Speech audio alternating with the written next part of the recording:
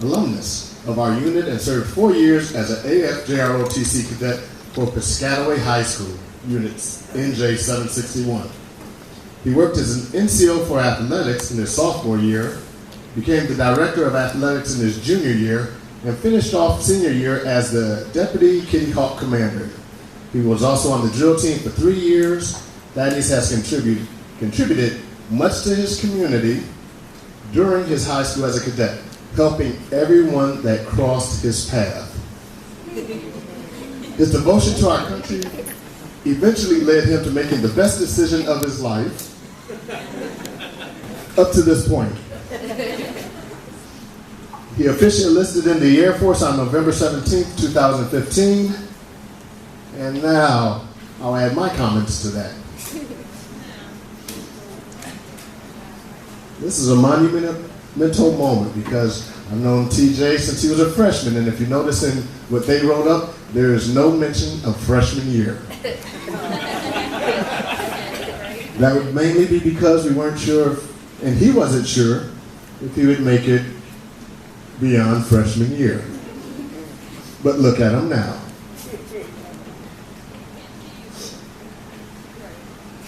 He's done well. And I'm going to give him this mic right now as soon as I make one note.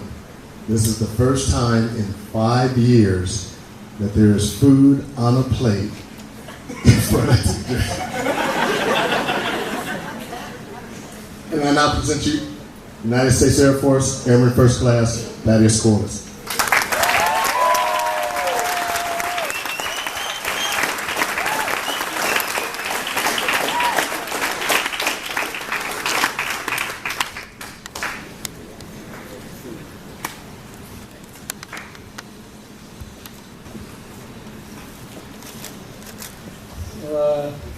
Hey everybody. So today, I'm just going to talk about a few things.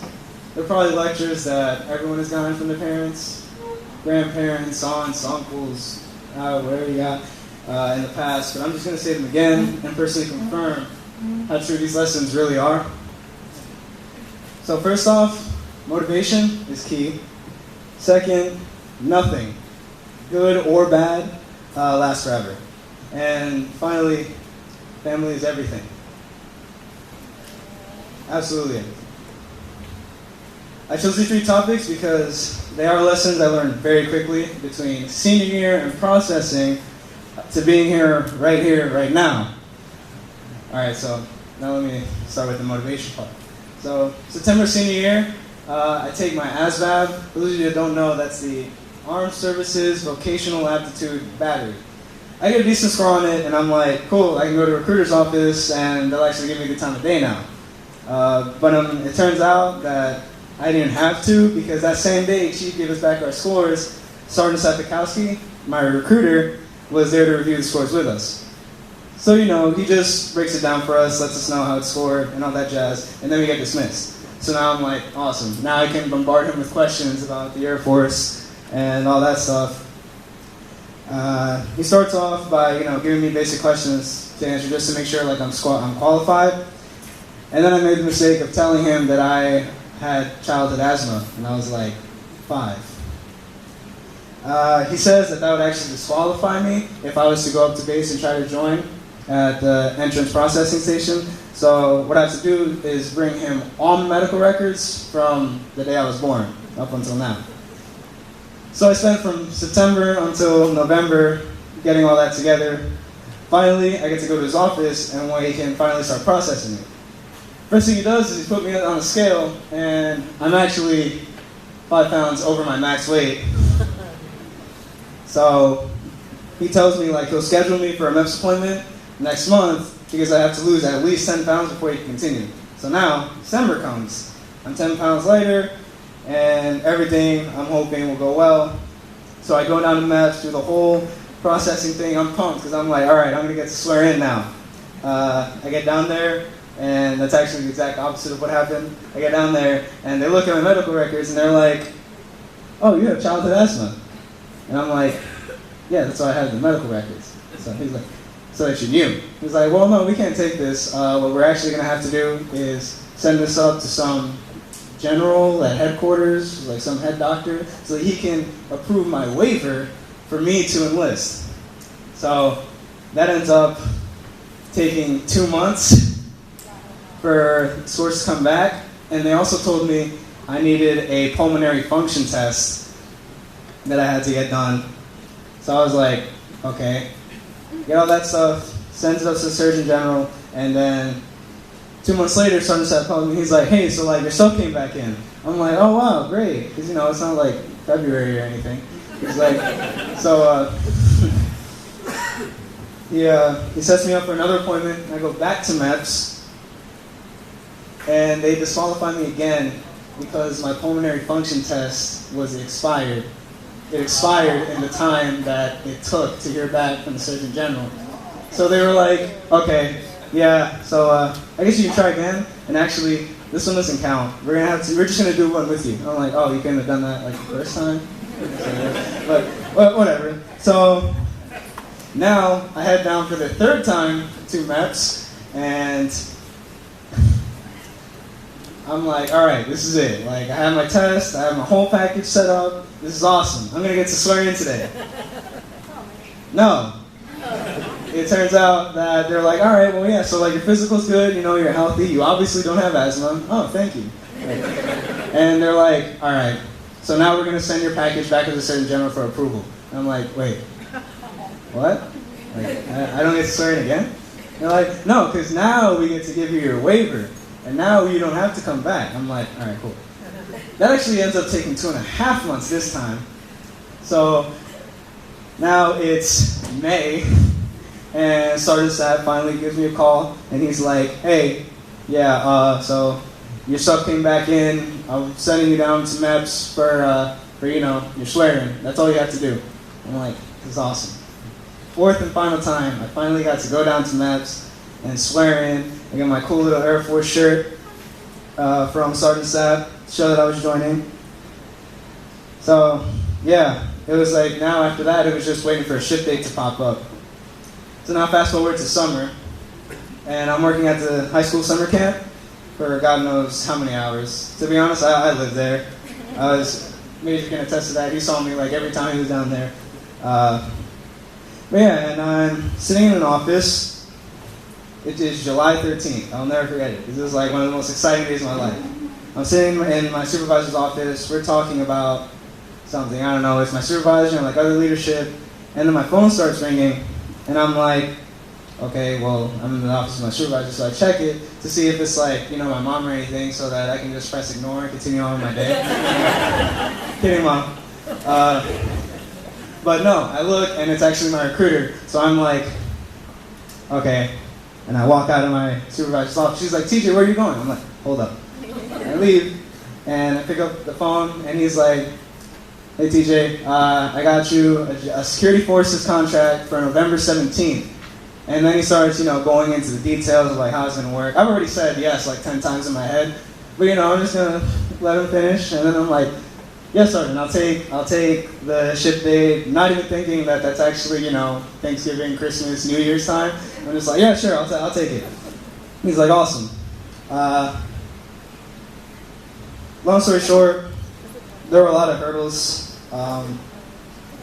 There were a lot of setbacks, as you can see. I talked to him in September. It didn't end up joining until May, but it was something I just really wanted. So, like, I guess the point of this is that you guys know that as long as you keep that motivation, see what I did there? Yeah, I know I'm corny. But really, as long as you have self-motivation, you're really incredibly hard to stop. Like, it's ridiculous. So just remember that.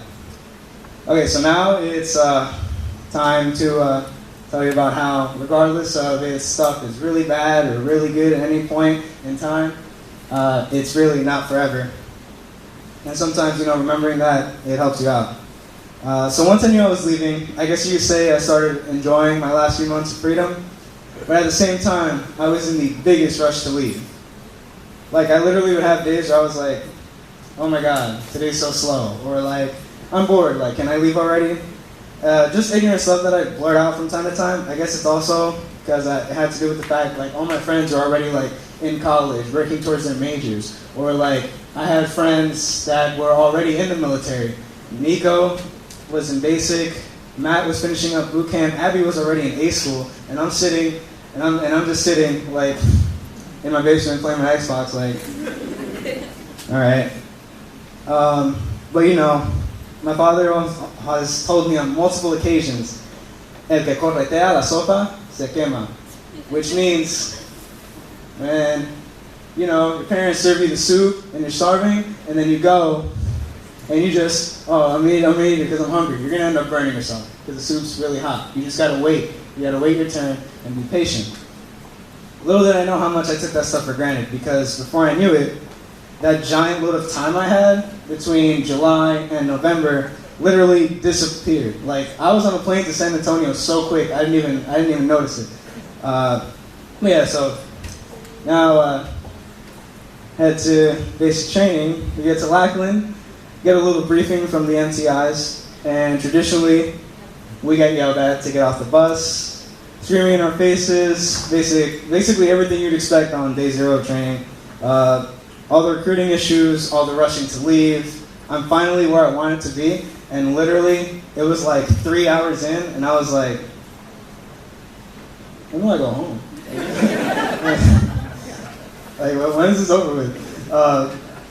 Literally from them until like 2.5 days after, there was nothing but marching, getting yelled at, and because there was so much to do in such a short amount of time, we didn't sleep either. Air First class, you know what I'm talking about. Week 0 was just not enjoyable at all. Finally get to week 1, more processing. It was actually Thanksgiving, and probably the second worst part of basic for me, the peanut butter shot. I still don't know what it was for, but they give it to you from this giant needle. It's like this, I don't know, it literally looks like cream. And they give it to you on your ear. And it's honestly just terrible soreness for like the rest of that week. And you're still training while, you know, you have that pain. And then, you know, you move into week 2 and week 3, which are basically just classes. But week 4, I guess it got a little fun, because that was the gas chamber. This was literally the worst part of basic for me, which is actually really ironic, because I was so looking forward to it. And then, you know, you'll hear people that'll say like, oh, it was fun, or it wasn't that bad, or I enjoyed it. I personally feel like that was terrible, and I never want to do it again, like ever in my life. You get in there, you got all this heavy layers on with your cheap gas mask that's been used like from by every trainee before you, like 15 years in the past, and they're like, instructor walks in, throws the can in a little like pit, and you just wait for the gas to fill the air. We're sitting there, and I'm just pumped. I'm like, oh, I'm so ready for this. And they're like, all right, loosen your mask. So, you know, you pop the thing, and it's all, you just feel like this burning sensation, like all across your neck. And you're like, oh, this is not going to be good. And it's just, they're like, all right, ready to take off your mask? I'm like, yes, sir. Take off your mask. I take a very obnoxious deep breath, because I guess I thought I was some cool guy. And it was maybe a modest 2 seconds before I just started coughing, like uncontrollably. It was ridiculous. So I don't know how long we were in there, but in my opinion, it was just too long, like regardless of how long we were in there. They let us out, and I'm crying, dripping mucus, and like just drooling, and I had zero control of it. And I'm just there is no way to explain it. I was like, there's literally drool falling out of my mouth. I'm like, oh god. And they're like, keep your arms up. Don't you dare drop it. Don't touch your face. And I'm like, what? Ow. Even worse. But so like, I know me telling you guys all this, and make it seem like BMT took forever, but honestly, before I knew it, it was week 5, which is also Christmas. So I'm sitting there, you know, rolling and folding, and writing some letters home. And shortly after that came New Year's, and the week after I graduated and got to spend 4 very short days with my family in San Antonio. I look back that day, and it was honestly crazy, because like, basic was just like a huge blur. It was like it literally flew. I hated it there, so I wasn't upset that it flew. But yeah, so eventually it came time for my tech school. I was relocated to the Security Forces Academy on Lackland Air Force Base, Texas, across the street from where I went through BMT at. So, you know, I'd wake up every morning and just look out the window and just, yeah, so the academy had its fun times, but it was also more challenging than basic training ever was. PT was harder. Classes actually required like your full attention. You had to take notes, otherwise it was going to be a bad day. And being an airman leader wasn't fun either. The academy was also the first time I had ever been punched in the face by a grown man. We were doing baton training. I got cocky, fighting the red man, and things went south. Had my footing, delivered some decent strikes, you know, and everyone's watching because it's literally like a circle, and then you're in the middle with an instructor in full pads and a baton, and everyone's just cheering you on because no one roots for the instructors. So everyone's like, yeah, blah, blah, blah. So, you know, I got cocky, naturally, and I made one swing on him completely across my chest, left my whole face exposed. Literally all he did was a sidestep, and boom, just right in my face. So I back up. Honestly, he almost knocked me out. I'm not kidding. I'm backing up, and then I'm like, all right, so now I wait for the stars to clear out of my face, and then you kind of just, you know, you keep going because you can't really stop. Like, it's just like, whatever. So yeah, my time at the 4-3 was enjoyable at certain points, but at the same time, it was still the one thing that was stopping me from getting to go home and, you know, visit. Because home is home. Like, I mean, San Antonio isn't bad. It's a nice town, but it's just, you know, it's not Piscataway. So yeah, even the academy, which was actually twice as long as basic, still came to a very quick end. I, again, was not sad that it was over. But you know, I made memories, I made friends there, probably for life. And tech school took pretty much all my motivation every day. It took me constantly reminding myself that it wasn't all that bad, and it wasn't going to last forever. See? I did it again. Right. But most importantly, I really don't think I would have made it without the support of my family back home. Now when I say family, I do mean those people over there.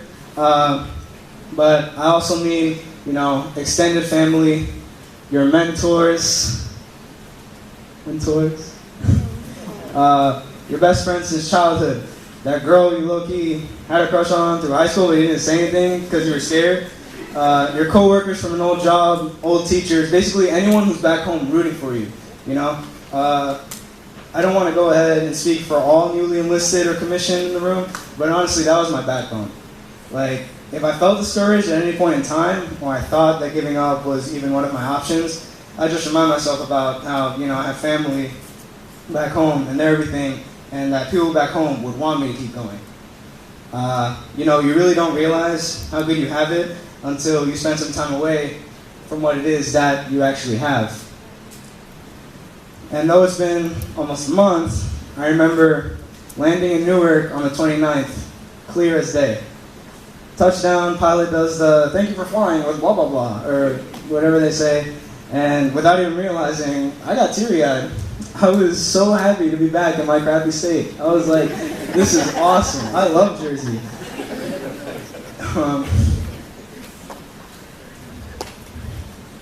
Excuse me. It was just me. I was just so happy to be back, and then from that point on, it was just me attempting to enjoy every moment I had with family and loved ones, because being far from home makes the most important things in life clear as day. Family is there when you've got the whole world in front of you, and when you have nowhere to go at all.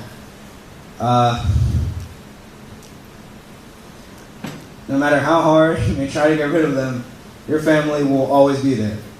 These have literally been, if not the best, then the most memorable 22 days of my life so far. I'd like to think that I didn't let even a second of my time home go to waste. But even with all the moving around I've done, still didn't get to do everything. Still didn't get to see everyone I wanted to see. And once again, though leave is like the best thing ever, it's definitely not forever. tomorrow I start a new chapter of my life in Arizona, and I'm gonna miss y'all. I have my flights at 8 in the morning, so I'm gonna party as long as I can here, and then when I get home, I'm gonna pack, because I haven't packed at all. And yeah, wow, I really should have. That's not gonna be fun. But, so in closing, hopefully not too many people fell asleep. I know I'm baby-faced, and I've been up here talking for like a year now. But to those in the audience enlisting or going to college, or maybe times are just hard right now, do me a favor and keep your motivation. Okay? Remember, everything is temporary. Not anything lasts forever, whether it's good or bad. Okay? And your family is a lot bigger than you think. So reach out if you need them, because that's what they're there for. Thank you.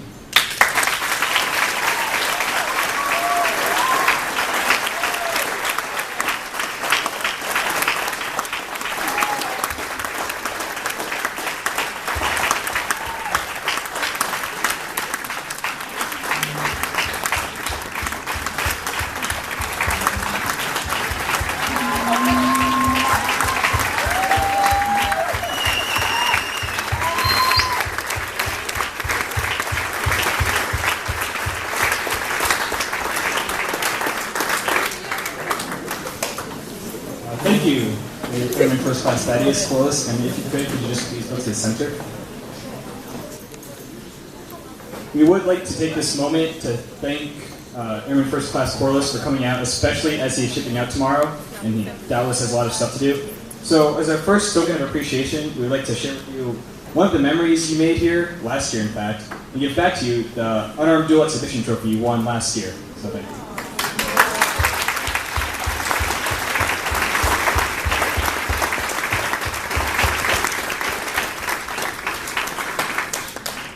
And if you could just stay up there, because I believe Major has some other stuff he'd like to give you.